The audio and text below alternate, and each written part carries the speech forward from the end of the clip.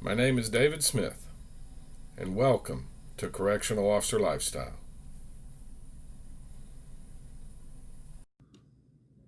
Hey folks, it's David Smith at Correctional Officer Lifestyle. I've been trying to post this video for about 4 days. I've been having some rather serious technical difficulties, but I think I finally going to get it this time. I was asked to post a video about my opinions on, my thoughts on transgender inmates and the Prison Rape Elimination Act, which we affectionately refer to as PREA.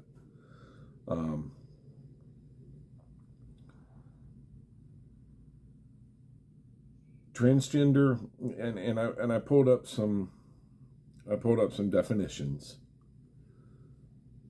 so that I can give you a background in what transgender is. Transgender is denoting or relating to a person whose sense of personal identity does not correspond with their birth sex. That is basically the I am a woman trapped in a man's body, or I am a man trapped in a woman's body type of scenario. Now, bear in mind that a lot of my outlook does not correspond with the national trends because of the way I was raised. Doesn't mean that I am bigoted, doesn't mean that I am non-sympathetic to what's going on in the world. It just means that I have a different outlook, and these are my opinions. So take it at face value, you know what I'm saying?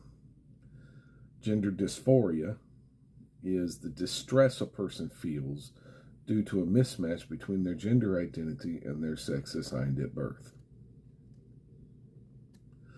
That is, basically in a nutshell, that is somebody that was born male or born female, identifies as the opposite sex, and they're upset about it. Basically, it causes them mental anguish. It causes them distress. Gender identity is one's innermost concept of self as male, female, a blend of both or neither, how individuals perceive themselves and what they call themselves. One's gender identity can be the same or different from their sex assigned at birth. And gender expression.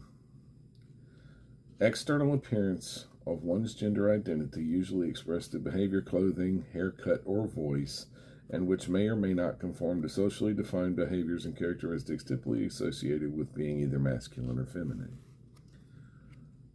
That is, as a general rule, where we are going to run into our issues in the prisons.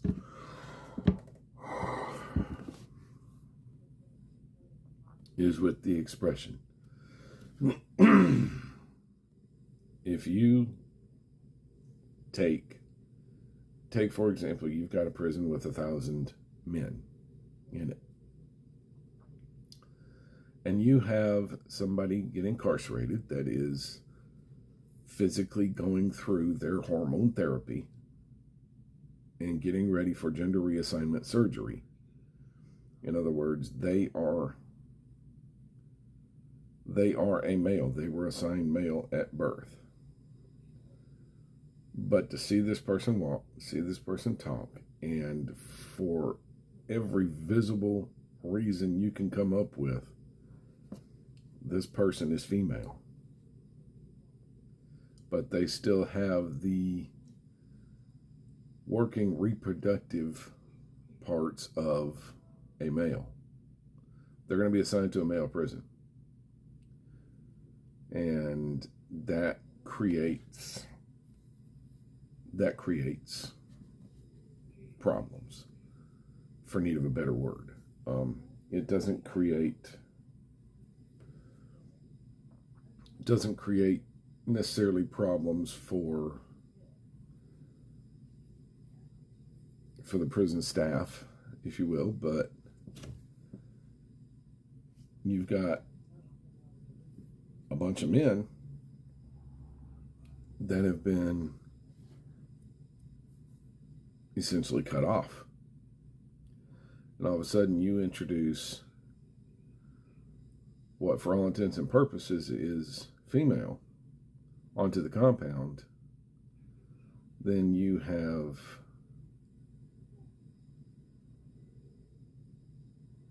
really introduced what could potentially be a management problem scenario on your compound.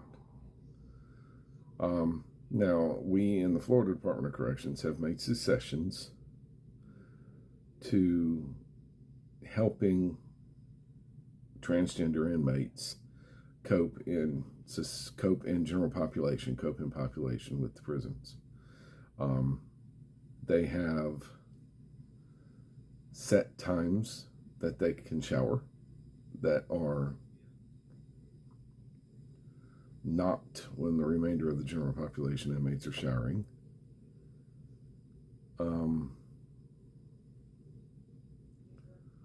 But there are other concessions I can't remember right off the top of my head, but one of the biggest things that the transgender inmate is going to have an issue with is health and comfort items, hygiene items, because we do not offer the same items that a female institution offers. We just don't.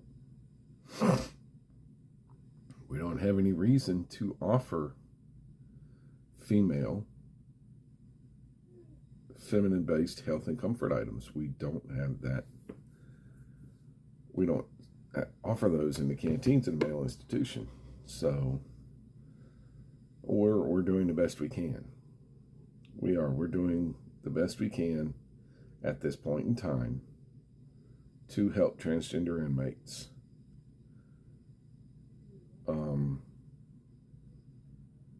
get along in general population in our male institutions.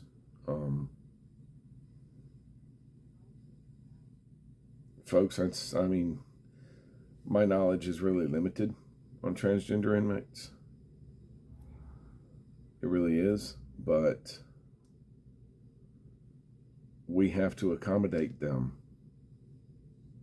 to protect their mental well-being inside the prison system. Their mental health is part of the care, custody, and control that we have in the Florida Department of Corrections. We have to do our best to make sure that their mental health is looked after. And I think we do that pretty well.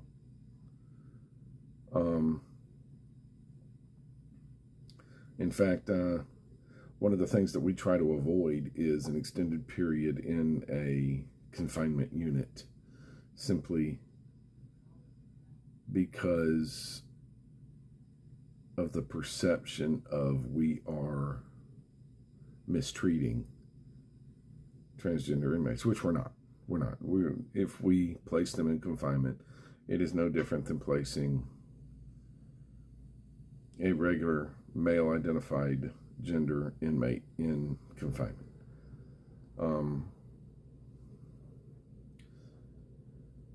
I can't remember any instances where we placed an inmate into a confinement unit, at least in my institution, simply because they were transgender. That's not something that we do. Okay? If they are placed into a confinement unit, it is for the reasons that we would normally place an inmate into a confinement unit. So we're taking steps in the right direction. We're learning. It's a learning process. I've been working in the department for 26 and a half years, and I still learn something new every day. So I'm not going to cover PREA in this video. I will cover PREA in the next video, because PREA is an entirely different animal all to itself. Yes, transgender and gender identity will figure into PREA to some extent, but by and large, the Prison Rape Elimination Act deserves its own video because it is that big of a deal. as always, this is Domestic Violence Awareness Month in October. And please remember that if you are in a violent relationship, you're in an abusive relationship, there is no need for you to still be there. There's help for you. You can get help. Come to think of it, I actually did a little bit of research and got resources to help. And one of the resources is a website, thehotline.org, thehotline.org. And on there they say that your internet uses can be tracked. And if you don't feel comfortable using the website, call the number 1-800-799-SAFE. 1-800-799-SAFE. That is a resource for people that are in an abusive relationship to be protected, to be helped. I think it's a good resource, and I think everybody should be using it if they are in an abusive relationship. If you know somebody that's in an abusive relationship, I am pretty sure they will allow an anonymous call to there as well. Get them the help that they need. Okay? If you know the abuser in an abusive relationship, remember that the worst thing you can do is nothing. Say something to somebody. And if you are the abuser in an abusive relationship, there's help for you too. All you have to do is admit that you need it, admit that you don't need to live the way that you live, and ask for help. It'll be provided. I guarantee it. Okay? This is Dave Smith, the Correctional Officer Lifestyle. Always remember, I am my brother's keeper. I am my sister's keeper. Y'all be safe behind the fence. I'll see you on the next video.